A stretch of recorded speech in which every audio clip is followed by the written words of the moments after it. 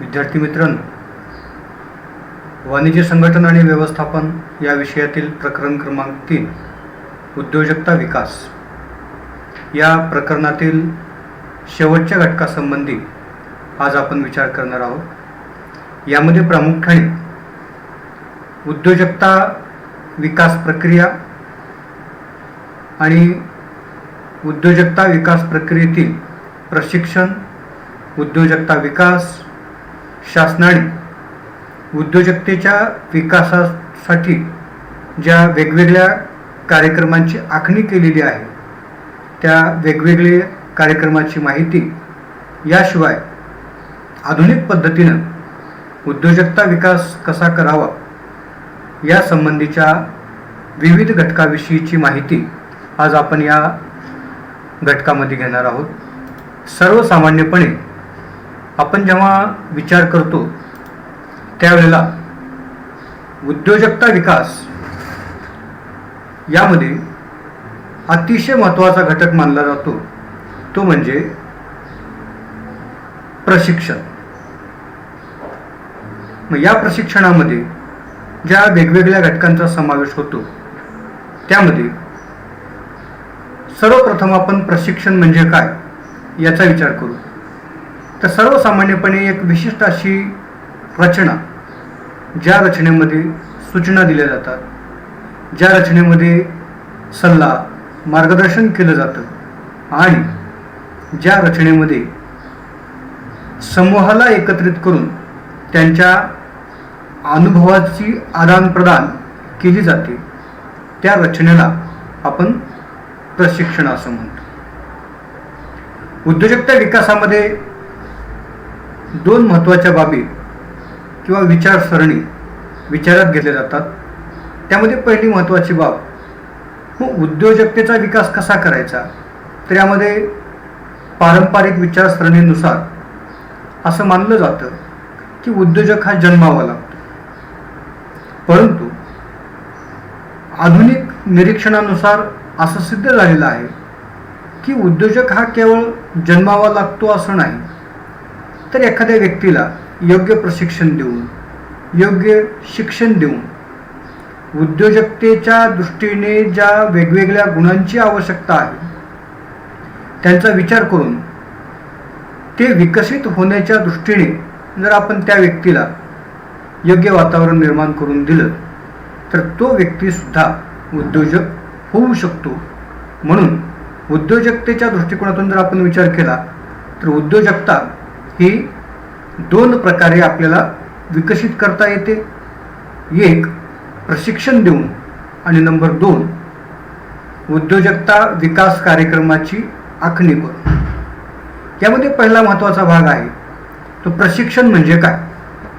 सर्वसामान्यपणे शिक्षण आणि प्रशिक्षण याच्यामधला जो मूलभूत फरक आहे तो म्हणजे प्रशिक्षण हे केवळ 4 खोलीच्या आतलं शिक्षण नाही, तर प्रशिक्षण हे संबंधित व्यक्तीला उद्योग चालविण्यासाठी ज्या काही बाबी लागतात त्या सर्व बाबी एकत्रितपणे एका सामूहिक कार्यशाळेच्या माध्यमातून देण्याचा प्रयोग या प्रशिक्षणातून केला जातो। म्हणून प्रशिक्षण म्हणजे काय, तर एखादी विशिष्ट रचना निर्माण करणे, ज्या रचनेमध्ये योजलेली पद्धतशीर, सुसंगत, खात्रीशीर आणि त्याचा प्रभाव मोजण्याचे निरीक्षण करणारी यंत्रणा असेल। म्हणून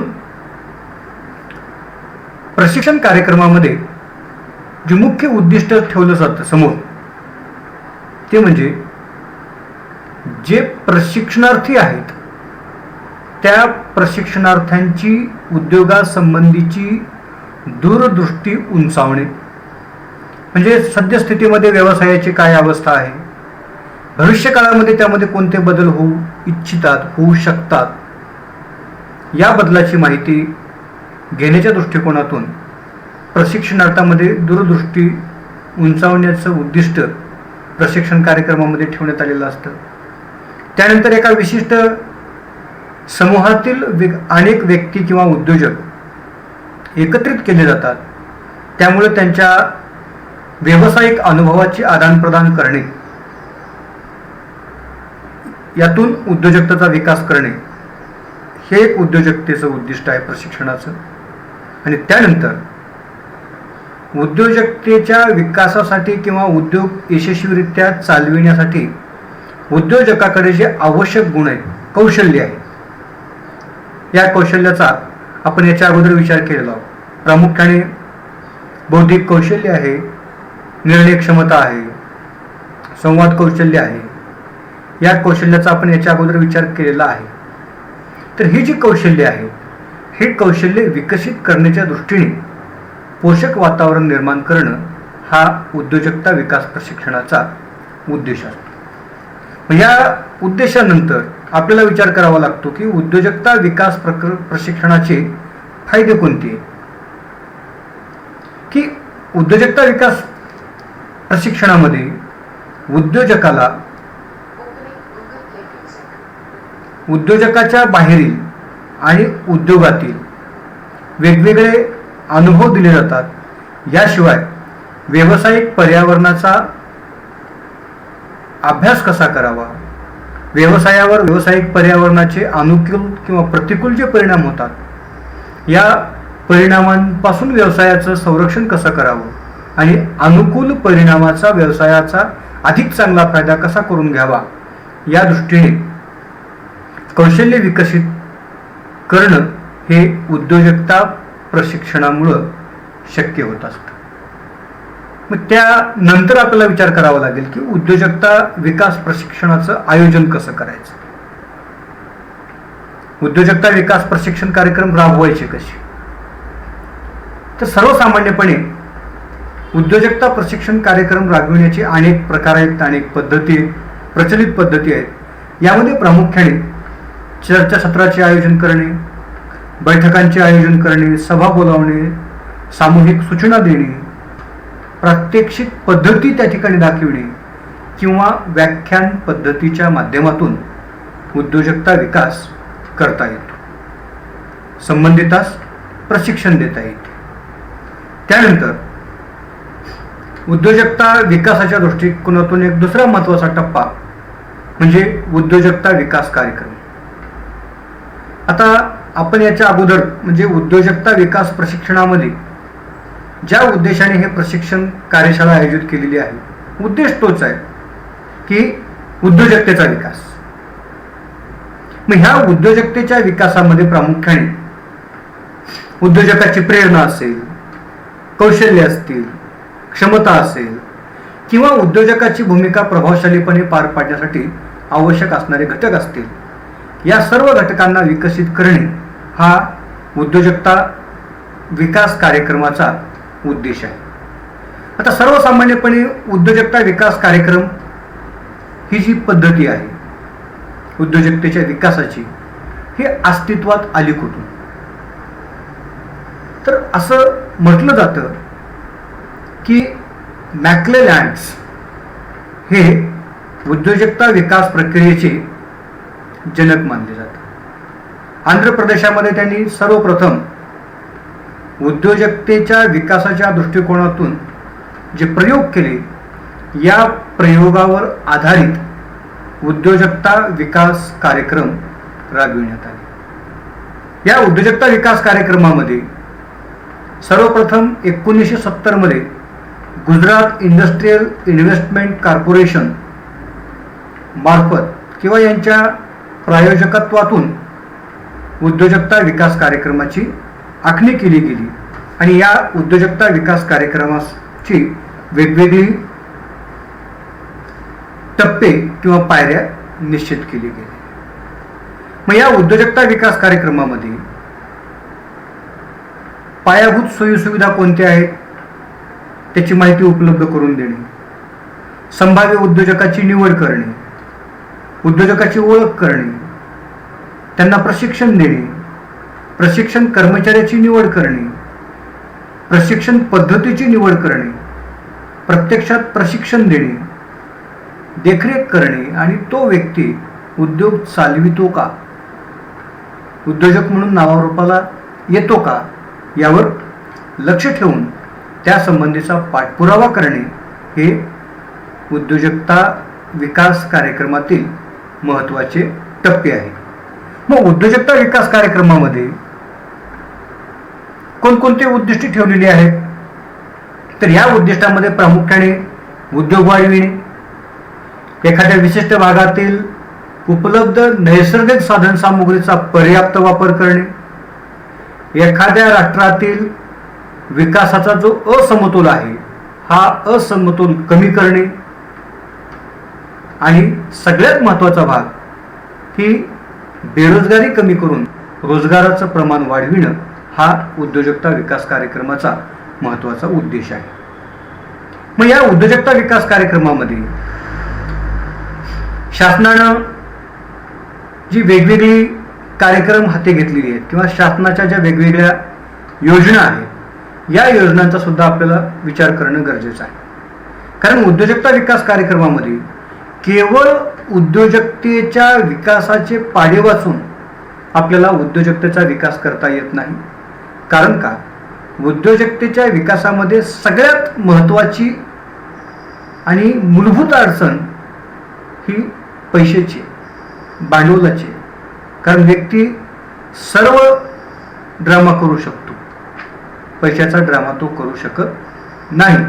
म्हणून एखाद्या व्यक्तीकडं उद्योजकाची कौशल्य आहे, एखादा व्यक्ती जोखीम स्वीकारण्यास तयार आहे, एखाद्या व्यक्तीकडे निर्णय क्षमता आहे, एवढं सगळं वैभव त्याच्याकडं असताना जर केवळ भांडवलाच्या अभावामुळं, केवळ पैशाच्या अभावामुळं जर तो व्यक्ती उद्योजक होऊ शकत नसेल तर हे केवळ त्या व्यक्तीचं अपयश नाही किंवा यातून केवळ त्या व्यक्तीचा तोटा होत नाही, त्या व्यक्तीचं नुकसान होत नाही, तर हे अपयश हे शासनाचं अपयश मानलं जातं.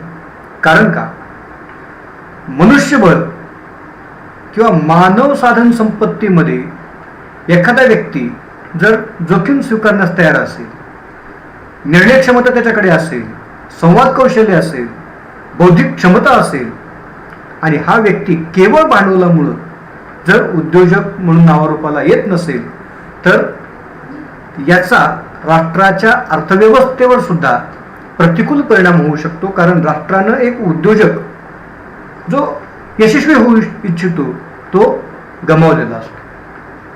म्हणून केवळ भांडवला अभावी उद्योजकता धुळखात पडू नये म्हणून त्या व्यक्तीला योग्य मार्गदर्शन करणे, त्या व्यक्तीला आवश्यक मदत करणे आणि त्यातून उद्योजकता विकास करणे यासाठी शासनाने वेगवेगळ्या कार्यक्रमाची आखणी केलेली आहे. या कार्यक्रमामध्ये प्रामुख्याने आपल्याला 3 ते 4 कार्यक्रमाचा उल्लेख करता येतो. त्यामध्ये स्टार्टअप इंडिया आहे, मुद्रा बँक आहे, स्टँडअप इंडिया आहे आणि आय मेल किंवा मेक इन इंडिया या घटकांचा आपल्याला विचार करता येईल. जे आता शासनाने अनेक योजनांची आखणी केलेली आहे. सर्व योजनांचा अभ्यास करणं या मर्यादित वेळेमध्ये आपल्याला शक्य नाही. म्हणून या प्रामुख्याने 4 घटकांचा आपल्याला विचार करणं गरजेचं आहे. यामध्ये पहिली योजना आहे ती म्हणजे स्टार्टअप इंडिया. आता स्टार्टअप इंडियाचं उद्दिष्ट काय आहे की सर्वसामान्यपणे उद्योजकता विकासासाठीच्या जितके काही योजनांची आखणी केलेली आहे त्या सर्व योजनांचं एकमेव उद्दिष्ट आहे उद्योजकतेचा विकास करणे आणि बेरोजगारीचं प्रमाण कमी करून राष्ट्राचा आर्थिक विकासाचा दर वाढविणे. मग उद्योजकता विकासात ज्या पुढारलेल्या योजना आहेत त्यापैकी एक महत्त्वाची योजना म्हणून या स्टार्टअप इंडिया योजनेकडे पाहिले जाते. सामान्यपणे ही योजना अशा उद्योगासाठी चालू करण्यात आलेली आहे की ज्या उद्योगाला स्थापन होऊन 10 वर्षापेक्षा कमी काळ झालेला आहे. म्हणजे उद्योगानं स्थापनेची 10 वर्षे पूर्ण केलेली नाही. 10 वर्षाच्या आतल्या उद्योगांसाठी आणि ज्या उद्योगाची वार्षिक उलाढाल ही 100 कोटीपेक्षा कमी आहे अशा उद्योगासाठी ही योजना लागू करण्यात आलेली आहे. आता योजनेचं स्वरूप काय आहे की प्रामुख्याने स्टार्टअप इंडिया ही योजना आयमेड ही स्वावलंबनाच्या दृष्टिकोनातून आखण्यात आलेली आहे आणि या योजनेअंतर्गत भारत सरकारने 10 लाख मोबाईल ॲप स्टार्टअप उभारण्यासाठी आयमेड या उपक्रमाची सुरुवात केलेली आहे. म्हणजे एकंदरीत शासनाच्या उद्दिष्टाचा जर आपण बारकाईने विचार केला तर आपल्याला हे दिसून येतं की आपल्या देशाच्या स्वावलंबनासाठी वेगवेगळ्या प्रकारच्या उद्योगांना अर्थसहाय्य करणं हे गरजेचं आहे. म्हणून स्टार्टअप इंडिया सुरू करण्यात आलेली आहे. त्यानंतर या योजनेचं दुसरं महत्त्वाचं वैशिष्ट्य म्हणजे मुद्रा बँक. आता मुद्रा बँक म्हणजे काय? सामान्यपणे मुद्रा बँकेची स्थापना ही भारत सरकारचा एक उपक्रम म्हणून देशातील आर्थिक आणि सामाजिक दुर्बल घटकांना अर्थसहाय्य करण्याच्या उद्देशाने ही बँक स्थापन करण्यात आलेली आहे. या बँकेचा महत्त्वाचा उद्देश म्हणजे मुद्रा बँक ही देशातील उद्योजकांना अल्प दराने कर्ज उपलब्ध करून देणे आणि वित्तपुरवठा सूक्ष्म वित्तपुरवठा करणे हा मुद्रा बँकेचा उद्देश आहे. या बँकेमध्ये सर्वसामान्यपणे जे नव उद्योजक आहेत या नव उद्योजकांना अर्थसहाय्य करण्याच्या उद्देशाने या बँकेतून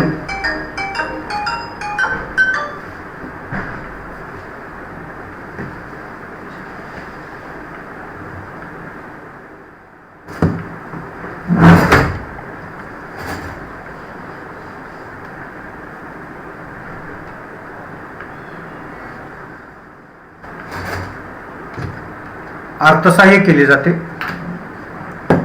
या योजनेमध्ये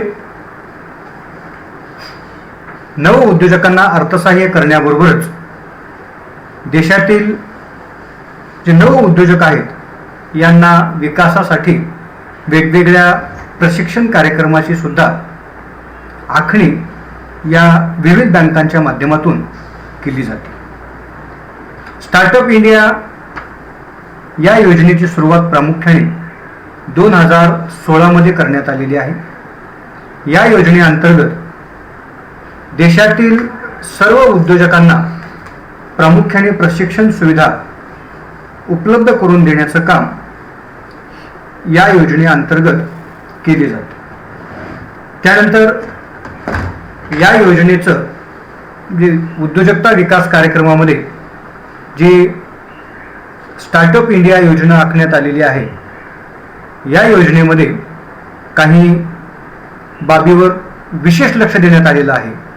त्यामध्ये सुलभीकरण आणि आधार, सिम्प्लिफिकेशन अँड हँड होल्डिंग्स, यामध्ये जो नव उद्योजक किंवा जो व्यक्ती उद्योग स्थापन करू इच्छितो त्यास स्टार्टअपची मान्यता प्रक्रिया सुलभ करणे, याशिवाय जे उपक्रम आहेत हे उपक्रम जे आजारी आहे, आर्थिकदृष्ट्या अडचणीत सापडलेले आहे, असे उपक्रम सुद्धा ताबडतोब बंद करण्यासाठी जलद गतीने यंत्रणा निर्माण करणे हा या योजनेचा प्रमुख भाग आहे.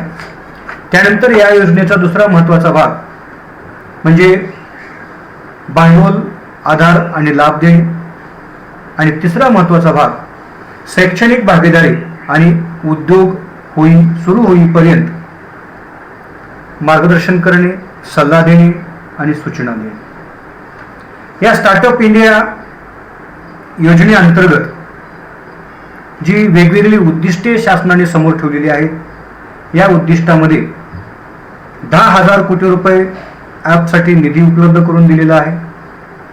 पेटेंट नोंदणी शुल्कात कपात करण्यात आलेली आहे.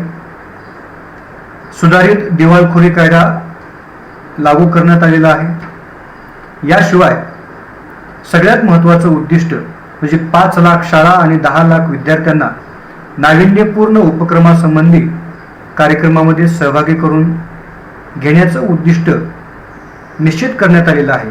आणि भारत एक स्टार्टअप हब म्हणून प्रोत्साहन देणे हा या योजनेचा महत्त्वाचा हेतू आहे.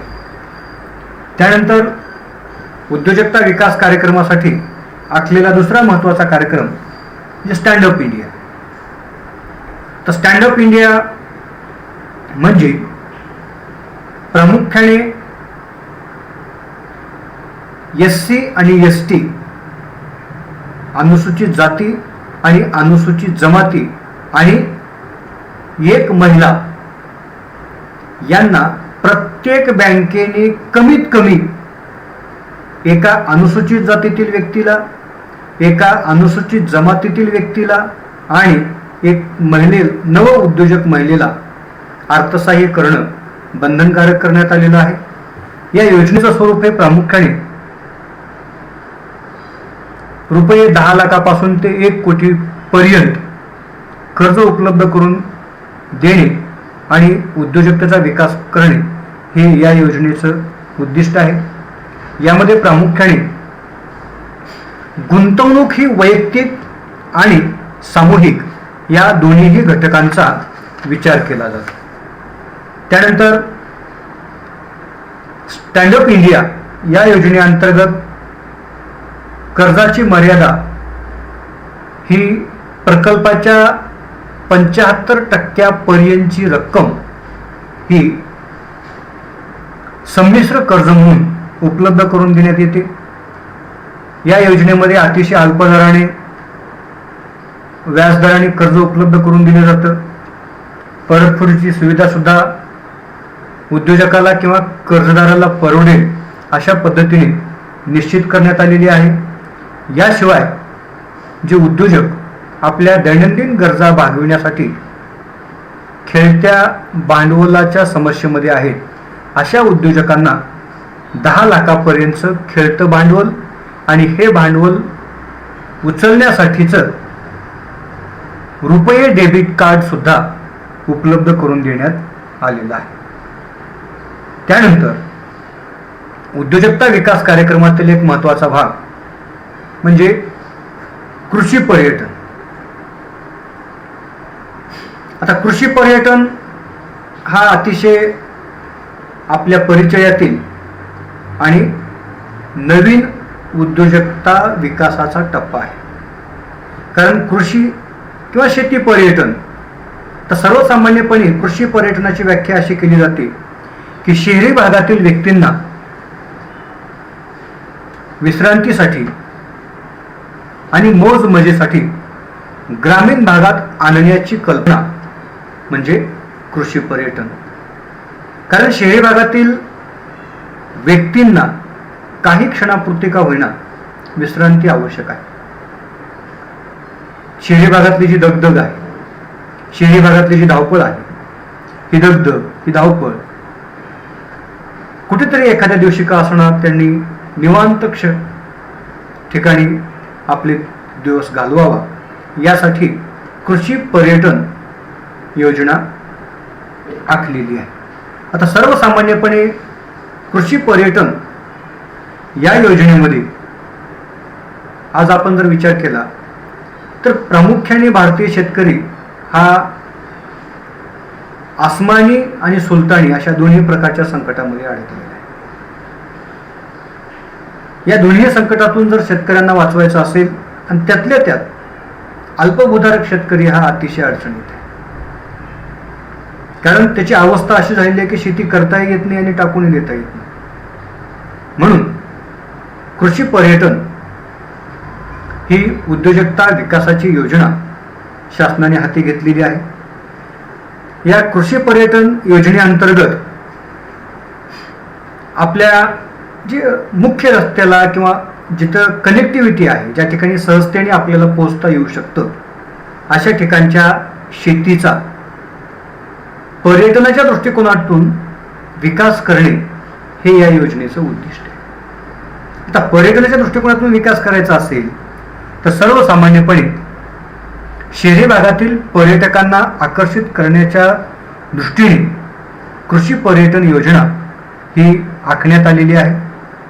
या कृषी पर्यटन योजनेमध्ये अनेक कार्यक्रम किंवा उपक्रम आपल्याला घेता येतात. यामध्ये पहिला उपक्रम आहे मैदानी खेळ. कारण आजच्या आपण शहरी भागातील व्यक्तींचा जर आपण विचार केला तर फार कमी व्यक्ती आहेत ज्यांना शेतीशी संबंधित किंवा आपल्या दैनंदिन वापरामध्ये ज्या शेती उत्पादनाच्या वस्तू आहेत, कृषीमाल आहे, हा कृषीमाल पिकतो कसा, त्याच्यावर प्रक्रिया कशी केली जाते, आपल्या घरात किचनमध्ये असलेला कृषीमाल आणि मूळ शेतीत उत्पादित झालेला कृषीमाल याच्यामध्ये काय फरक आहे, याविषयीची माहिती असणाऱ्या खूप कमी व्यक्ती आहेत. आणि नवीन पिढीच्या बाबतीमध्ये तर शेती आणि शेतीमाल यामध्ये पूर्णतः अनभिज्ञ असल्याचं आपल्याला दिसून येतं. म्हणून या कृषी पर्यटन आणि ग्रामीण पर्यटन या योजनेअंतर्गत मासेमारी, शिकार, वन्यजीवांचा अभ्यास, हॉर्स रायडिंग किंवा इतर जे मैदानी खेळ आहे या मैदानी खेळाचा अनुभव देणे हा कृषी पर्यटनातील एक महत्त्वाचा उपक्रम आहे. त्यानंतर शैक्षणिक अनुभवामध्ये प्रामुख्याने पीक लागवड कशी करायची, खुरपणी कशी करायची, निंदणी कशी करायची, रास कशी करायची, चुलीवरचा स्वयंपाक कसा करायचा, याशिवाय शेती क्षेत्राशी संबंधित असलेले अनुभव शेअर करणे त्या संबंधीचा उपक्रम या कृषी पर्यटनामध्ये येतो. त्यानंतर करमणूक. कृषी पर्यटनामध्ये करमणूक म्हणजे शेतीशी संबंधित करमणूक. यामध्ये हुरडा पार्टी असेल किंवा झोका खेळणं असेल, बैलगाडी चालविणं असेल, ही जी करमणुकीची साधनं आहेत हा सुद्धा कृषी पर्यटनातील एक महत्त्वाचा उपक्रम मानला जातो. त्यानंतर आदरातिथ्य सेवा म्हणजे शहरी भागातील व्यक्तींना समजा एखादा दिवस 2 दिवस शेतीमध्ये घालवायचा आहे, म्हणजे शहरी भागातील जी दगदग आहे, प्रदूषण आहे, यातून त्यांना एका दिवसासाठी का होईना वेगळं व्हायचं आहे, परंतु शेतीमध्ये त्यांना अनुभव घ्यायचे आहेत. मग या सगळ्या सुविधा उपलब्ध करून देणे, त्यांचा योग्य तो पाहुणचार करणे, त्यांचा आदरातिथ्य सेवा उपलब्ध करून देणे, याशिवाय इतर ज्या बाह्य सेवा आहेत या सेवा उपलब्ध करून देणे हा सुद्धा एक कृषी पर्यटनाचा उपक्रम आहे. आणि शेवटचा कृषी पर्यटनातील जो महत्त्वाचा उपक्रम मानला जातो तो म्हणजे शेतकऱ्यांच्या थेट बांधावरून कृषी मालाची विक्री किंवा प्रत्यक्ष बांधावरून कृषी मालाची खरेदी. हा अतिशय चांगला उपक्रम, कारण या उपक्रमातून शेतकऱ्यांनाही पैसे मिळतात आणि ग्राहकांना सुद्धा त्यांचा फायदा होतो. कारण का, शेतकरी म्हणजे उत्पादक आणि ग्राहक म्हणजे उपभोक्ता यांच्यामधला जो दलाल आहे, मध्यस्थ आहे, यांच्यामधलं जे कमिशन आहे, हे कमिशन हे कमी होतं आणि शेतकऱ्यांना योग्य भाव मिळतो आणि ग्राहकांना सुद्धा कमीत कमी किमतीत दर्जेदार कृषीमाल उपलब्ध होतो.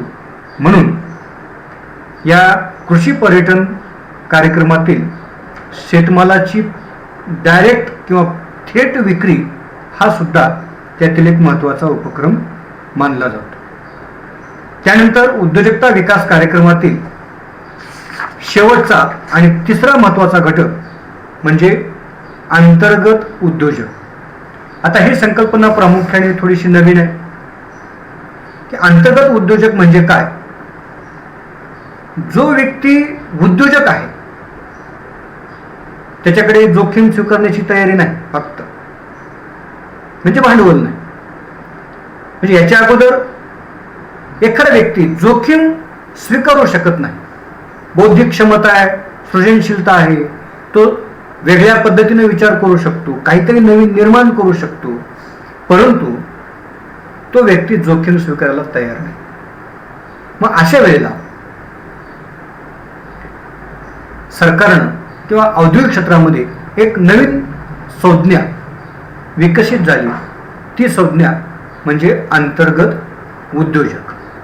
आता अंतर्गत उद्योजक म्हणजे जो व्यक्ती व्यवसायामध्ये भांडवल गुंतवित नाही, परंतु आपल्या बौद्धिक क्षमतेचा वापर करून नवनिर्मिती करतो. मग या संकल्पनेमध्ये अपेक्षित काय आहे की एखाद्या व्यावसायिक संस्थेला जर वाटलं की हा व्यक्ती काहीतरी निर्माण करू शकतो, सृजनशील आहे, कल्पक आहे आणि तो काहीतरी विचार करू शकतो आणि त्याच्या कल्पकतेचा, त्याच्या सृजनशीलतेचा आपल्याला भविष्यकाळामध्ये नक्की फायदा होईल याची खात्री ज्या व्यावसायिकाला आहे, असे व्यावसायिक अंतर्गत उद्योजक या संकल्पनेचा अवलंब करीत असतात. मग ही संकल्पना प्रत्यक्षात आहे काय की ज्या व्यक्तीकडे याच्या अगोदर आपण म्हटल्याप्रमाणे उपक्रमशीलता आहे, ज्या व्यक्तीकडे कल्पकता आहे, परंतु आपली उपक्रमशीलता, आपली कल्पकता भांडवलाअभावी किंवा तो जोखीम घेण्यास तयार नसल्या कारणानं प्रत्यक्षात उतरवत नाही, परंतु इतरांना त्या योजना फायदेशीर आहेत याचा विश्वास वाटतो. अशा वेळेला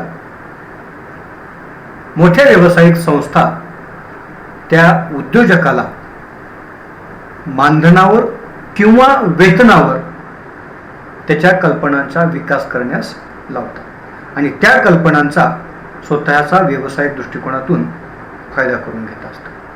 म्हणून उद्योजकता विकास कार्यक्रमामध्ये प्रामुख्याने आपल्याला या योजनांचा विचार करावा लागतो. यामध्ये उद्योजकता विकास ही 2 पद्धतीने आपल्याला करता येतं. नंबर 1 प्रशिक्षण, नंबर 2 उद्योजकता विकास कार्यक्रम. उद्योजकता विकास कार्यक्रमामध्ये शासनाने वेगवेगळ्या योजनांची घोषणा केलेली आहे. यामध्ये स्टार्टअप इंडिया असेल किंवा मेक इन इंडिया असेल, मुद्रा बँक असेल, स्टँडअप इंडिया असेल आणि कृषी पर्यटन आणि ग्रामीण पर्यटन असेल आणि शेवटचा जो घटक आहे तो म्हणजे अंतर्गत उद्योजक.